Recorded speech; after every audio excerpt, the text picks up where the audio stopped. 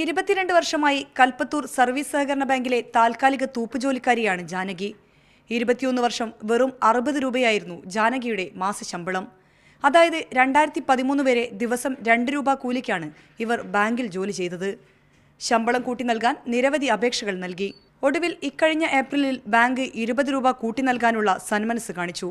അന്നു മുതൽ 80 രൂപയാണ് ഈ പാവപ്പെട്ട ജീവനക്കാരിയുടെ മാസശമ്പളം. ആർക്കും ഇത്ര ശമ്പളം കൊണ്ട് ആർക്കും ആകില്ല. മാസം 80 റുപ്യ കൊണ്ട് ആർക്കും കഴിയുമോ? ഇപ്പോൾ 80 എന്ന് പറഞ്ഞിട്ട് 100 റുപ്യ ഉണ്ട്. ഇപ്പം ദിവസം ഒരു മീൻ വാങ്ങണേ ഇപ്പം 50 റുപ്യ വേണം.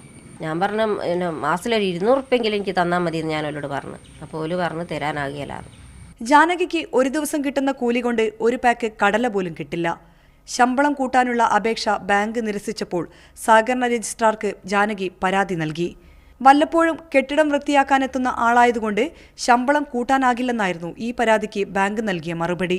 മാസാമാസം 80 രൂപ മാത്രം നൽകി ബാങ്ക് അധികാരികൾ ബ്ലാങ്ക് വൗച്ചർ ഒപ്പിട്ട് വാങ്ങിക്കാറാണ് പതിവെന്ന് ജാനകി പറയുന്നു.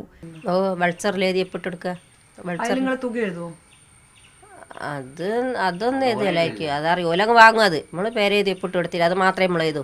അത് എഴുതിയിട്ട് ഓല അതങ്ങ് വാങ്ങും വൾച്ചർ. ഈ വരുമാനവും ഇല്ലാതാകുമോ എന്ന പേടി കൊണ്ടാണ് വൗച്ചറുകളിൽ ഒപ്പുവെച്ചത്. എന്നെങ്കിലും ചെയ്യുന്ന ജോലിക്ക് മാന്യമായ കൂലി കിട്ടുമെന്ന പ്രതീക്ഷയിലാണ് ഇപ്പോഴും ഇവർ ബാങ്കിലെത്തുന്നത്. ഷിത, മീഡിയ 1 കോഴിക്കോട്.